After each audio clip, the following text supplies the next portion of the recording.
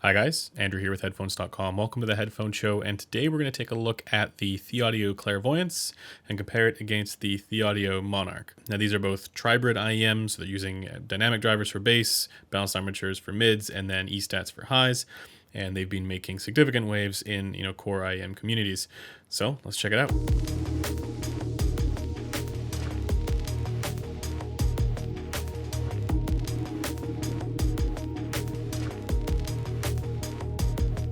Now, as a disclaimer, both of these units have been sent over by Lynn Soul for evaluation, but I've not been paid to say anything in particular about them. But big thanks to Lynn Soul for sending these in for review.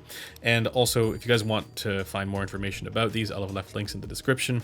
They're not affiliate links, but this is where you can go and buy them if you want. And if you guys are wondering the pricing of these, the Monarch is $730, whereas the Clairvoyance is $700. They're in the same ballpark, so you really just, if you can afford $700, you can afford $730. And of course, if you guys are interested in the measurements of these done on the Gross RAO 402 standardized measurement rig, I'll have left a link in the description for the Headphone Community Forum thread where you guys can find out what other people are saying as well. Now, without further ado, let's get into the evaluation and figure out which one of these is the best one to go for. Right off the bat, you can see that from a design perspective, they're identical.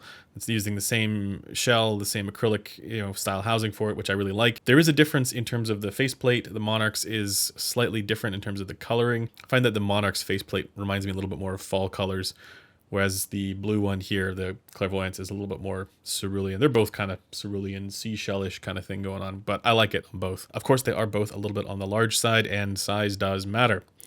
In this case, you want it to be maybe a little bit smaller, but regardless, they are not uncomfortable at all. I don't have any issues with the fit. Now, they're not as comfortable as the Duno SA6, which is a little bit smaller, but everybody has different ears as well. These ones, they do just fine for me. As far as the cable goes, they are both the same cable, and it's a little bit on the thick side, a little on the large side, but they do also give you these adapters in the box. And the cable is terminated here, at least this one, in 2.5. You can actually select what the termination is on the website, but this is the adapter that it comes with, which is, I find, a little on the bulky side. It's not as refined as what's going on with Duno's modular cable system, but it's still functional, and it's great that they do give you that. Now, you do also get a carrying case like this, and this one's actually really nice because it's fairly slim and easy to throw into a backpack. I don't like the ones that are like really heavy and bulky that are just inconvenient to take around. That can just fit into a jacket pocket as well, which is great. Now, with all that stuff out of the way, let's talk about how they sound. And for technical performance, they are very similar, but I'm going to give an edge slightly to the Monarch. Now, as I mentioned, they're both tribrid designs, but apparently the Monarch has one extra balanced armature in there, so you get 6 BAs and 2 E-stats and 1 dynamic driver on the Monarch, and in the Clairvoyance, it's the same, just with only 5 BAs. This poor little guy only gets 5. It's very sad. But regardless, for technical performance, I do find that the Monarch is ever so slightly better as far as specifically instrument separation, layering, and depth. Now, initially, I thought that the slight difference in technical performance was in part, kind of a placebo due to the tuning differences, because there's a bit more lower mid-range on the Clairvoyance here, but I actually think it's more than just that. I think that the Monarch's extra balanced armature driver there probably does give it a little bit of help, and thankfully for punch and slam and impact, they're both fantastic.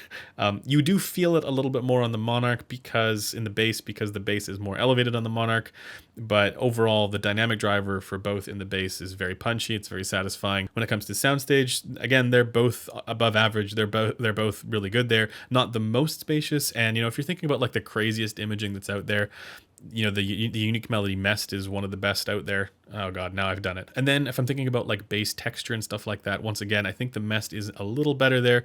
And compared to some of the crazy IEMs like the Empire Ears Odin, I do think the Odin is still a little better. Lastly, when it comes to timbre, both of them do exhibit some of that dreaded balanced armature timbre. And in my opinion, this is strongly correlated with an elevated third harmonic distortion, which both of them do have. Regardless, it's not bad enough to obscure the details or intrude on any of what you're listening to. It doesn't smear anything. So they're still plenty articulate, and thankfully with the bass and sub bass being handled by the dynamic driver, it doesn't have that sort of flabby, loose kind of bass presentation. Now let's talk talk about the tonal balance and frequency response of both of these. And I'm going to throw the graph up on the screen here. And once again, if you guys haven't seen this before, you're not sure how to read this stuff, definitely check out the video linked in the description as well. I've done a whole video on how to read frequency response. Now with IEMs, there isn't really as well defined of a target, but I think actually in future, both of these should be considered, you know, essentially the target, or something kind of close to what these are tuned to, because these are both tuned exceptionally well. If you guys are a little bit more familiar with these two IEMs and how they compare to one another, you'll notice that on these measurements, they don't actually look the same as some of the other measurements you may have seen from other reviewers. If you're comparing this to the ones that Crin has done, just keep in mind that these measurements that are done here are on the Gross RA0402 coupler, which is different from the RA0045s that you may see, you know, commonly. And the difference is that on the RA0402, there's damping at around 8K, somewhere around 8K, maybe 7.5K. And it does go a little too far on this one, but you don't have the resonance that's there normally. So just keep in mind that you can't really compare these to the ones that are done on the RA0045 equivalents. But then also these do look a little different, even just comparing the two against one another here on the same rig from what those comparisons look like on other rigs. And I think that's just down to slight unit variation. You'll notice on this one, the Monarch is a little bit more balanced there for, you know, upper bass to lower mids than I've seen on other graphs. And I know it's a different rig and everything, but in theory, this part shouldn't be different. But it's just interesting to notice that, you know, actually this Monarch that I have right here technically measures better than the ones that I've seen in other places. And then weirdly, the Clairvoyance does as well. The Clairvoyance that I have here, it's not as emphasized in the upper bass, but then also there's more treble extension on the Clairvoyance. Really, really nice treble extension on the Clairvoyance that I haven't seen in other places either. So I think those two variables will explain why this looks a little different. But regardless, for both of them, they are absolutely fantastic for their frequency response. And let's go through some of the differences. So for the bass, the Monarch is definitely more elevated there, especially in the sub bass. It's on the slightly boosted side of things, maybe just a little bit too much. But I think a lot of bass heads will absolutely love this. And I gotta say, this is how to do a bass shelf correctly. This is the best way. If you're gonna do a bass boost, do it like this. It's phenomenal. And I've said this many times before, but the important thing about this bass shelf is where the bass shelf comes back down, and it's appropriately below, you know, 150 hertz, below 200 hertz. You don't want it going any higher than that because then it's going to bleed into the mids, and with both of them, it's fantastic there. Just it's more elevated with the Monarch. Now, in the lower mids, you get a little bit more presence on the Clairvoyance, and this, in my opinion, makes it a little bit more versatile. So the Monarch's lower mids and mids are a little bit leaner there in comparison, whereas on the Clairvoyance, it has a bit more body and richness of tone there. You know, if you look at where the fundamental tones are for many instruments and vocals and things like that, they do token those frequencies in the lower mids there, and so the Clairvoyance has a little more presence for them, and I really do like that. Now, for the rest of the frequency response, they're fairly similar, but the Monarch is a little bit less even there for the mid treble, so for where the consonant sounds are, like the S's, F's, and T's from vocals, and the Clairvoyance is a little more smooth there. Now, they're not, neither of them are particularly fatiguing. They're not sibilant or anything like that, but I do get a better sense of, let's say, frequency response related resolution out of the Clairvoyance, which is the whole thing just sounds a little bit more complete there as far as the S's, F's, and T's. And with the Monarch, I had to tip roll a little bit to get it there, and I found that with the Deconi tips, it's there, but I found that certain elements of those consonant sounds didn't come across quite as well. And then lastly, on this Clairvoyance, as I mentioned, the treble extension is outstanding. Like, this is some of the best treble extension and presentation and balance that I've heard in any IEM period. And this is actually really important to me as a former musician, as a failed musician. I used to be a drummer, if anybody's unaware. And so for me, the presentation of percussive instruments, of cymbal hits, snare drums, things like that, hi-hats, is really important. And the Clairvoyance handles this, again, better than any other IEM I've ever heard. And while the Monarch is still good there, it's still well extended there, the Clairvoyance just does it better. But regardless, as I mentioned, they are both very close as far as their frequency response is concerned, with, I'm going to give a slight edge to the Clairvoyance. It's a little bit more versatile, it's a little bit more balanced overall, has a little bit better treble presentation, whereas the Monarch is maybe a little bit more fun and a little bit more specific to the genre. So if you're listening to modern genres, upbeat stuff, the Monarch may be the preference. I can absolutely see why somebody would prefer this kind of tuning. But overall, for the tonal balance, for me, it's a win for the Clairvoyance, even if it's just a marginal win at that. Now, before going into further comparisons, I do want to let you guys know that I've been doing some testing with different impedance adapters. I have one that's 20 ohms and one that's over 100 ohms. Obviously, that one is ridiculous in the bass, but a lot of people have been saying that the Monarch would be the way to go if you use the impedance adapter, and I have mixed feelings about this, in part because it's kind of annoying to use that when you're on the go. It's just a little bit extra bulk there for the end. But at the same time, the other thing is that I find that while it does balance out the frequency response there a little bit more in favor of the lower mids and gives it a little bit more body there, it also has the negative effect of, in my opinion, boosting the bass too much. And I know there are bass heads out there who will absolutely love that on the Monarch, and I do recommend trying it out because impedance adapters are cheap. It wasn't actually to my preference because I found that, especially for some of the jazz tracks that I was listening to that fully token the sub bass frequencies, it just caused the upright double bass to be so intense, and I just found that it was just too much. It wasn't as well balanced as it is normally. So I did not actually enjoy this as much with the impedance adapter. And same thing with the Clairvoyance. The Clairvoyance just doesn't need it, flat out. The Clairvoyance's default frequency response is about as perfect as I've ever heard.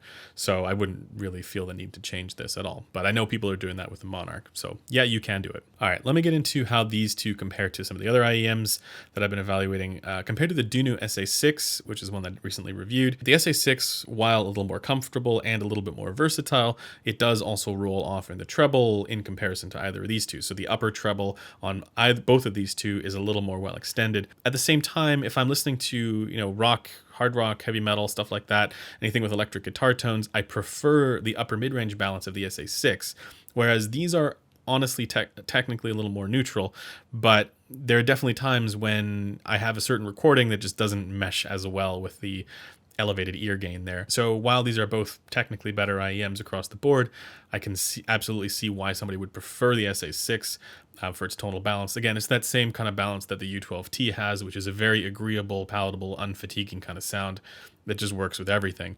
And these are a little bit less forgiving. Now, compared to the Campfire Andromeda 2020, which is also a fantastic IEM, it's better than the original Andromeda.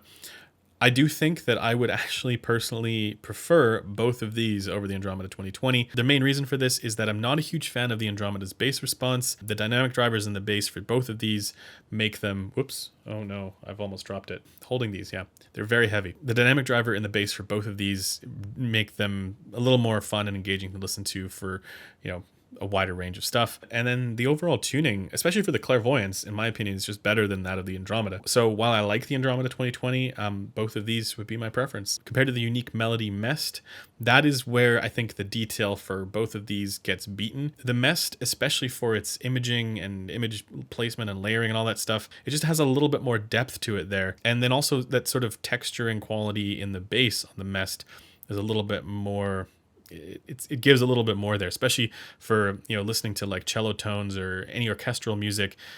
Hearing that come through on the Mest, I do find it did a little better job there for detail. And then comparing this to the Thieaudio U12T, which is once again almost exactly the same tuning as the Dunu SA6, just a crazy detailed version of that with their TIA drivers. Yeah, I mean, I would take the U12T over both of these. I think it's more detailed. But these are very close, and their frequency response is also extremely competitive. And compared to the much more expensive Empire Ears Odin, I do think that the Odin wins for technical performance over both of these. Like, you can throw any kind of music at it and it just handles it and controls it so perfectly well. With that said, the Thieaudio Clairvoyance does have a better frequency response and a better tuning overall than the Empire Ears Odin. The Odin, while it's also excellent, it's got a little bit more of a sort of a bloom there in the upper mids. And while that does add a little bit of extra clarity there for certain elements of the recording, like piano tones and things like that, the overall balance is just handled a little bit better on the Clairvoyance. Now, with that said, if I could take my pick out of any IEM, it would still either be the U12T or the Odin over both of these. But it's shocking how close these come. And in so many ways, these are the better price to performance, the value IEMs. And that's something I just have to say, that with both of these, and the release of both of these, it kind of marks a bit of a watershed moment. I mean, this year in general has been the year of these crazy good IEMs at far lower price tags. I know $700 is a lot of money to spend on an IEM, but considering how much better these are than so many other IEMs that are like 3 times the price, it's amazing. These are both benchmarks at the $700 price mark. So it should be obvious by now that I absolutely recommend both of them. You can't really go wrong with either of these. They're both going to sound great. I do have somewhat of a more satisfying conclusion to that, because you guys are probably wondering which one is it that I prefer. Well, I have an answer for you, and it's that my head would choose the Monarch because it has a little better layering and depth and instrument separation going on. But with that said, my heart would pick the Clairvoyance for 2 reasons. The first is that the tuning I think is just a little better. It's a little more versatile with a wide range of genres, and I listen to a lot of different music. You know, if I was a little bit more specific with the genres of music that I like, I think the Monarch would probably be my pick. But because I listen to a wider range of stuff, the Clairvoyance, I think, is a little better for that. And then lastly, because of how unbelievably well this handles treble frequencies, cymbal hits, percussive hits, that, yeah, for me, I think this would actually end up being the one. The Clairvoyance would be the one that I would use more commonly. And I think that kind of reveals my preference for IEMs as well. If I had to draw an ideal target curve, it would be very close to what the Clairvoyance gives me. Anyways, that does it for this comparison. Thanks for taking the time to watch it, and I will see you guys in the next one. Bye for now.